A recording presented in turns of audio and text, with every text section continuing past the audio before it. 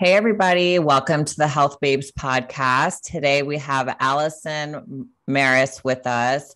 She has an awesome new book called the Paleo Gut Health Cookbook. So we're going to talk a lot about that today. So welcome to the show, Alison.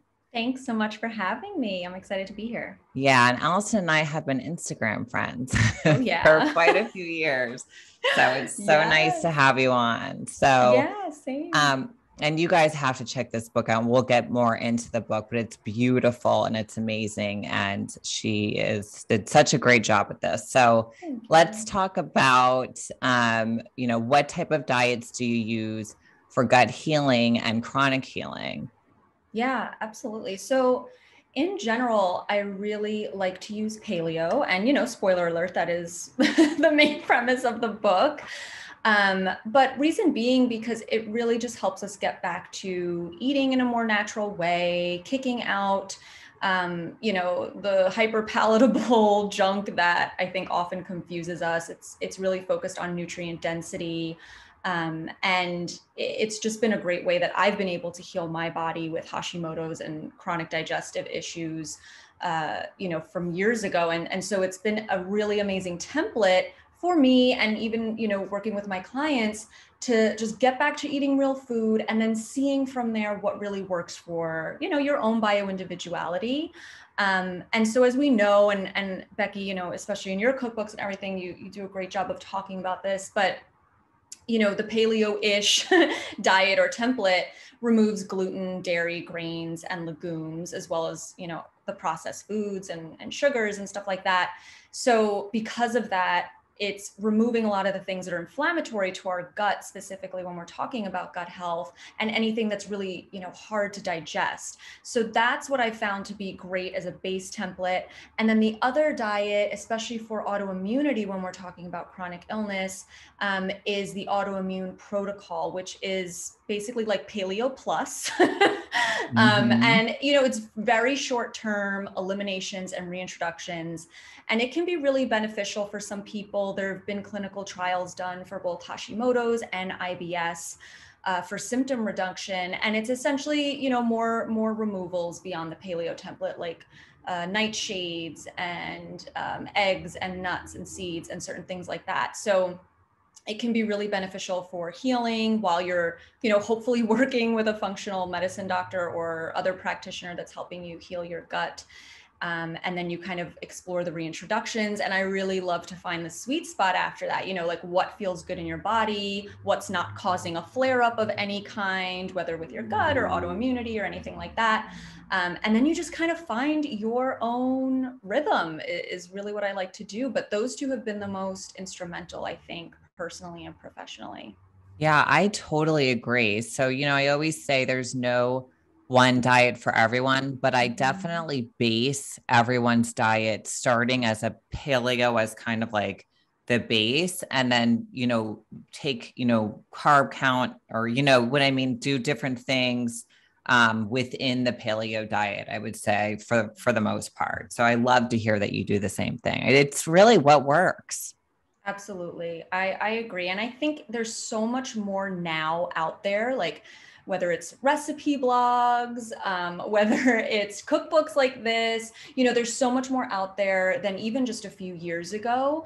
Same goes for like being gluten-free, dairy-free at a bare minimum. I feel like it used to be so much more challenging than it is now. So, whether you're new to it or kind of waffling around with it, I think there's so many resources available to help make you successful and make it fun, hopefully. So yeah, I love it.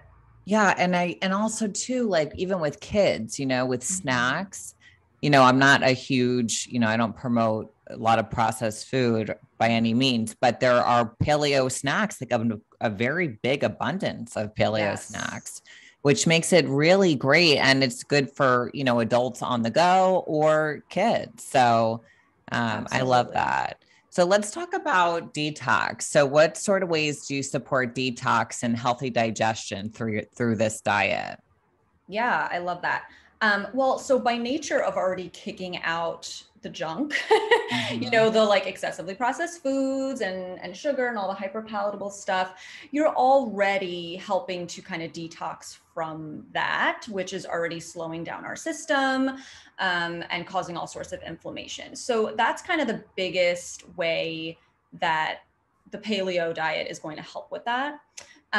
Additionally, and like you said, you kind of use the paleo diet as a template, and then you kind of mess with it to make it more bio-individual, whether it's carbs or how you order the carbs or different things like that. But another mechanism is just fasting, I think you had Dr. Jockers on before talking about Yeah. fasting. I loved that episode. It was so insightful because I love the way he spoke about everyone is going to find their different rhythm with fasting, because that's certainly the way that I feel is if you can experiment with, say, okay, I'm at least doing 12 hours, then maybe I'm going to try 14 hours, overnight and see how that goes. For me personally, 14 hours is like my sweet spot with Hashimoto's. Like, I just feel like that's what works really well for me. I'm also like a breastfeeding mom. So, so that's Mm-hmm. been really good, but you see what I mean? So taking different seasons of life that you might be in, or your, certain conditions and lifestyle, and supporting your energy and fasting through that. And that's been amazing for detox. I think, especially if you have a sluggish digestion, if you have constipation, if you just know in general, you feel very slow to detox, like if you have one glass of wine or coffee and you're feeling amped up, you're just feeling Yeah. the effects and you're feeling very sensitive. I think it's just important to really pay attention to that and support that.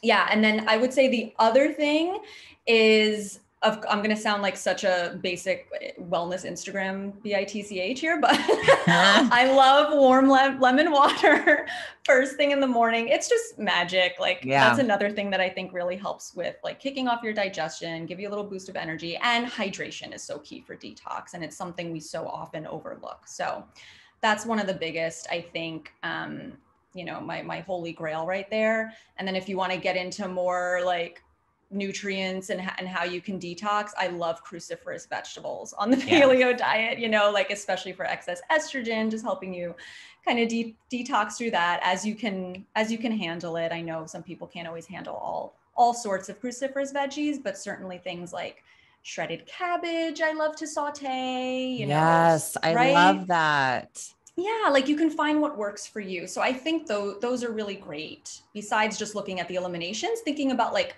different techniques you can do daily to just help support your body do what it wants to do. Yeah, that's so great. I love that because we want to do as much as we can through food. And we do talk about supplements and stuff, but overall, even in my practice, my goal is to get people to really just heal their body with food. Mm-hmm.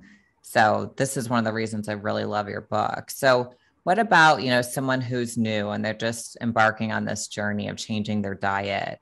How do you, kind of walk them through that? And more importantly, how do you get them to stick with it? Yeah. So I always say that while food is medicine, food is also emotional. So I'm very empathetic with that, especially as someone who's gone through the gamut of different healing diets. I've tried them all, low FODMAP, just all of them. Yeah. Um, and so sometimes it could just be a mind warp after a while and you start to just overthink every bit of food. So I do like to first address the mindset portion and our motivation, because if we're truly in a positive place with an open mind to trying something new, it can be really magical and healing. And then also by bringing in eating more mindfully and just teaching those practices so that we can be more fully present, really enjoy the food, and then also promote stronger digestion. So that's personally been a big part of integrating new ways of eating into my diet without feeling, restricted or like I'm too focused on like the do and the don't list of what I can and can't Yeah. eat. And instead it's more of a joyful relationship with nourishing my body, and learning new things about my body. So, I think that's first, that's kind of foundational for me. And then really it's more tactical from there. It's like staying organized so it doesn't become this impossible task or a source of stress, while doing the best that we can with what we have. So some people feel like if they don't live near a Whole Foods, or they can't find the best organic kale, let's say, if they can't afford to, and they feel like they're just, they've got to give up, I just don't think that that's true. I think we can always meet in the middle, and we can always do the best with what we have. So simply by opting for more whole foods over processed means we're helping ourselves, and, just making the best decisions that we can in the moment, and organizing ourselves in a way that works. So, for example, I really like ordering online, from like Thrive Market or Amazon for certain pantry items. If Whole Foods or anything like that delivers, and that's easier for you, so you're not going in the store and getting overwhelmed, that can be a good thing. And maybe just, getting some little meal prep plans going, anything that's going to help support you to stay organized and stay finding your rhythm with it. Yeah, that's so true. I think focusing on the foods that are going to make you feel well can be really motivating to people. Like if they start to see a difference in how they feel, it helps them to want to stay that way. Absolutely. So yeah. And it's like, stop thinking about all the things you can't have. Think about the things that you can, and the way that they're going to make you feel. And that gets exciting. Exactly. And like you said, if you give it that try, and you're doing it with an open mind, you will feel the benefits, and that will motivate you to keep going. And one thing I will say, I feel like it's always, and I'm sure you hear this in your practice, but it feels like a challenge when the person you're talking to is willing to make the change, but their family isn't. They've got picky eaters in the house. Maybe they feel like they're going to be judged if they can't go to a restaurant, like whatever it is, it tends to get to the point where it becomes such a social aspect.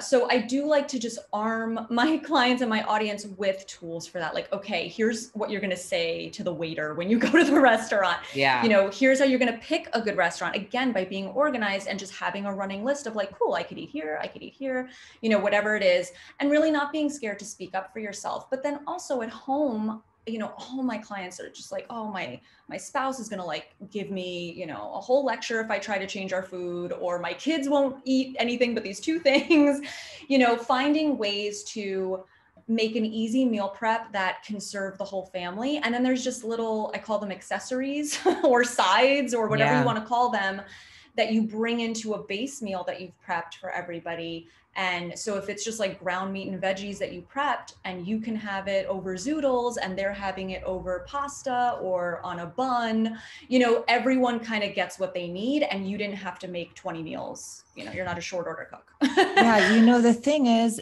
that paleo is not like, I don't see what the problem is for anyone, to be honest. I mean, I'm very like, I don't have a lot of sympathy for people who can't follow paleo diet. It's just the way that I am, because it's so good. The food tastes really good. Like, I don't understand whose husband doesn't want to eat an amazing steak with like, sweet potatoes and like roasted delicious vegetables with it. Exactly. You can use plenty of fat. You can, some people use bacon fat, which tastes amazing. I mean, how can you think that that's not, how are your taste buds so warped that they don't like that? Exactly. But the thing is it's always the pasta and bread. That's what it is. It's always yeah. But, and also I think they'll go, why I don't do well eating low carb. And I'm like, paleo isn't low carb. You can make paleo as high carb as you want to make it, just because you're not eating bread and pasta. There's plenty of ways to make it higher carb. So it's like an unlearning with that. People just associate carbs with that. Even if I have clients that come to me that they're already gluten and dairy free, but I'm looking at their food journal and it's all gluten-free waffles, gluten-free, buns, right? And so they still haven't made the switch to whole foods. And that's really what we're talking about here with paleo. That's the difference between simply finding gluten-free swaps for everything and actually prioritizing the nutrient density and getting whole foods in. So yeah, that's exactly it. And you can have fun with it. You can make buns out of sweet potatoes. You can find even, like you said, in moderation, just sort of these convenience paleo foods where they do have paleo wraps or breads or whatever if you really want it, but you can do so much with vegetables. It's actually insane. So, and I actually do a lot with them in the cookbook, so you'll see what I mean. Yeah, you do. And you do a great job. And paleo desserts. I mean, I think paleo desserts taste better than regular dessert. They're a lot more dense. Yes. So they're a lot more filling and satisfying where, you know, like let's say you eat a donut, it's very airy. You know, you want to eat 12 and then you're like, oh, okay. Not that I do this, but I'm giving an example. Whereas if you were to eat like a paleo donut, it's dense. You're going to eat one and you're going to be like, I just ate something, you know, like I feel good and satisfied. I don't go for the sweets very often, but you know, the fact that you can, when you eat this type of diet, you know, on occasion is a good thing for some people who struggle with the sugar issue. I love that. And you know what else I want to highlight that you kind of mentioned is because I think when we've been paleo for a few years or even when I first kind of started, when you start introducing more whole foods to your body and you're really kicking out the rest, you don't crave it as much. Like you crave what you eat. Sometimes I'll get like smart questions where it's like, well, if I crave sugar, shouldn't I just have it? And it's like, well, you crave it because that's all you're giving it. You know, it's just like a child that only wants sweets because that's all they've been eating. So and sugar is addictive. I mean, it's like a drug. And once you stop it, your body doesn't after, you know, it takes time, but your body learns not to want it anymore. Absolutely. And the other powerful thing about eating these more nutrient dense foods, and, you know, if you are sort of shifting your carbs around, which is something I like to do, is just, especially, you know, with women stressed out, having Hashimoto's or adrenal symptoms or thyroid symptoms, is just kind of moving the higher starch carbs a little bit later in the day and doing a little more high protein in the beginning of the day. That's what I see especially works well for balancing that blood sugar and, you know, energy and all that good stuff. And so people just start to crave it much less when you start the day more savory, you're setting the tone for the rest of the day. So there's so many amazing things you can do building on top of paleo, where you're finding that sweet spot that you really, the physical symptoms of the cravings do start to dissipate. And then it just becomes mindset stuff where you're just saying, okay, I'm eating really mindfully. I'm, you know, enjoying my food. I'm not inhaling it, you know, just all those sorts of things where you can be really present, tune into those hunger and satiation cues that your body is giving you, and just honor your body and eat the way you want.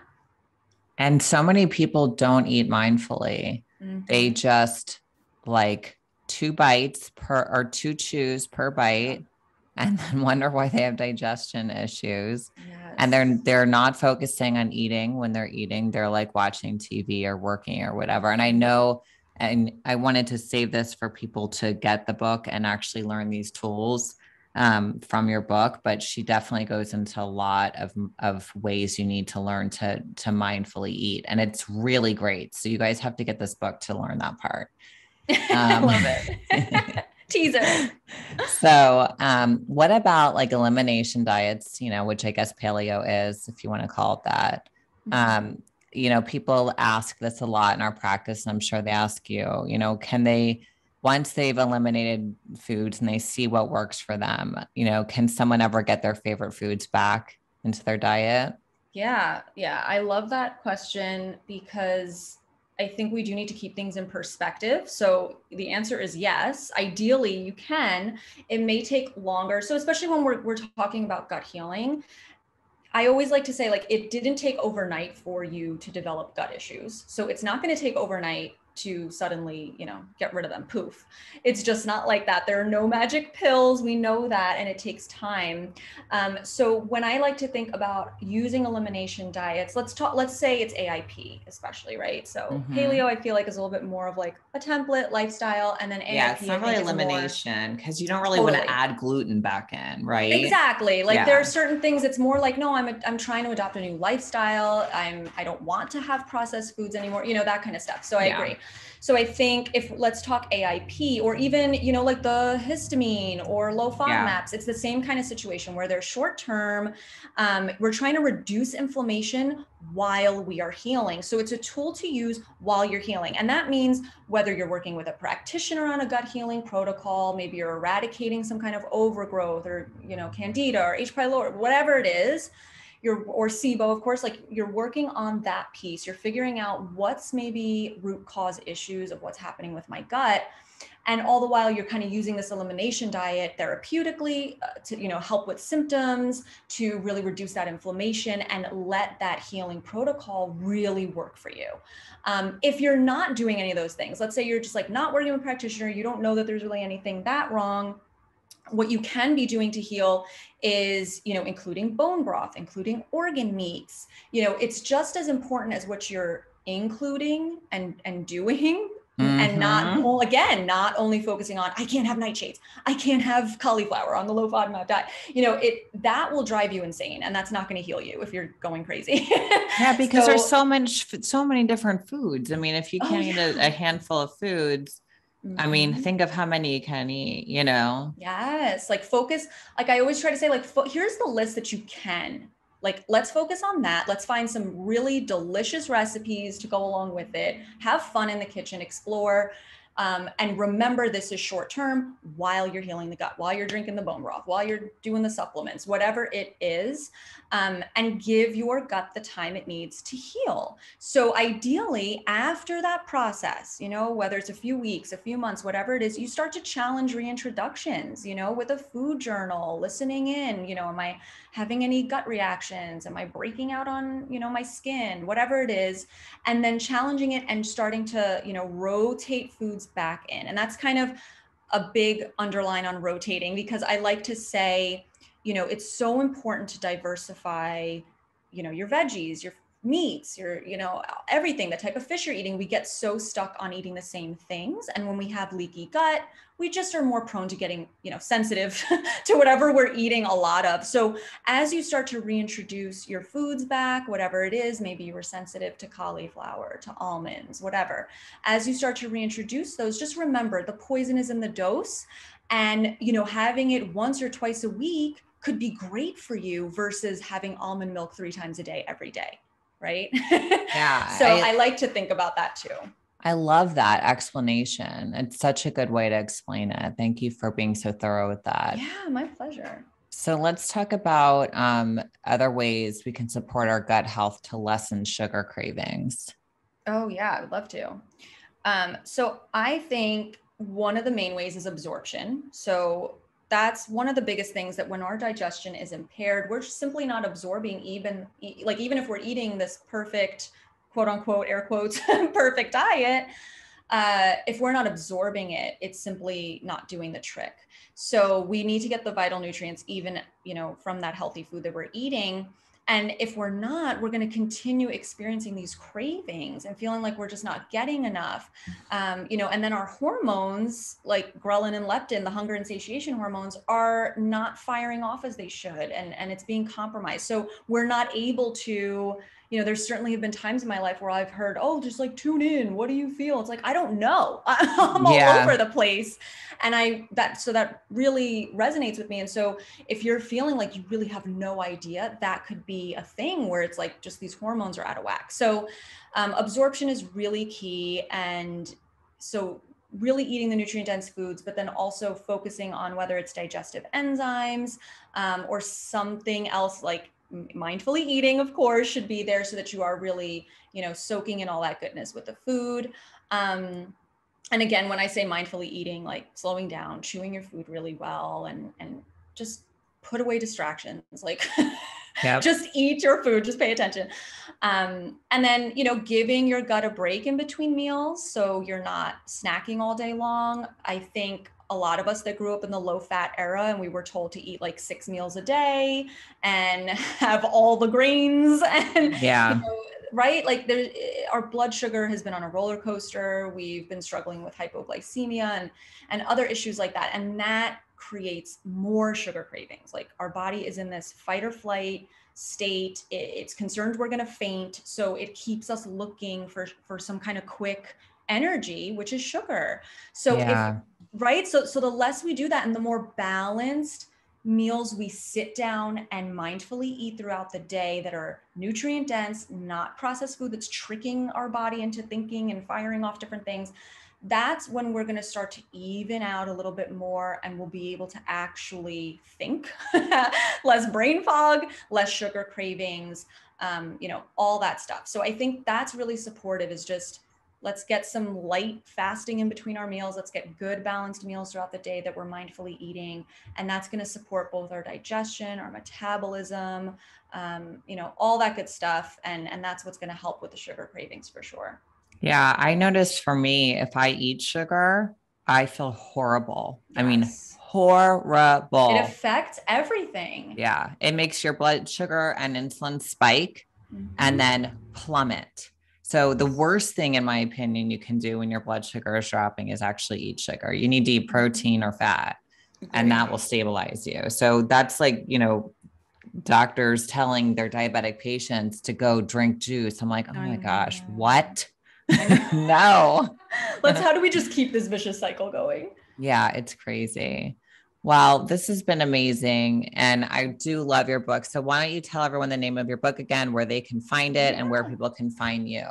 I love it. Yeah. And thank you for supporting the book so much. It's just been an honor, because I love your books. Oh, thanks. Oh yeah, girl. And so it was so much fun to write this and just get this out, hopefully, spreading out even more than my little blog on the interwebs. But yeah, so the name of it is the Paleo Gut Healing Cookbook. I've got 75 paleo and AIP recipes in there, as well as 10 practices to strengthen digestion. I gave you a little sneak peek here, but I've basically just taken everything that I've learned from my personal journey and, working with my nutritional therapy clients, and put it in here. So the lifestyle practices, just all the easy things that we tend to overlook and we're really missing out on, because we can really tend to overcorrect with diet. And I wanted to bring other pieces into the puzzle. And then I've also got a 2-week gut reset meal plan in there. So anyone can kind of just follow that and hopefully feel amazing by the end of it and be really sold on eating this way. So yeah, that's the book, and you can find me at foodbymarras.com. You can get all the millions of free recipes I have on there, and I'm on all the socials as Food by Marras. Okay, yeah, she has a great Instagram. I love your Instagram. I look at it all the time. So everybody follow her. Everyone get the book. I mean, it's so worth it. And love that there's a food plan in there, and just the other little key, clinical pearls in there. They're so great. Thank you. Yeah. So thank you everybody for listening. And thank you, Alison, for coming on. And don't forget to leave a review, and don't forget to mention Alison's name and book and whatever you liked about this episode in your review. We love to point out to people which episodes may stick out for them and help them the most. So have a great day, everybody.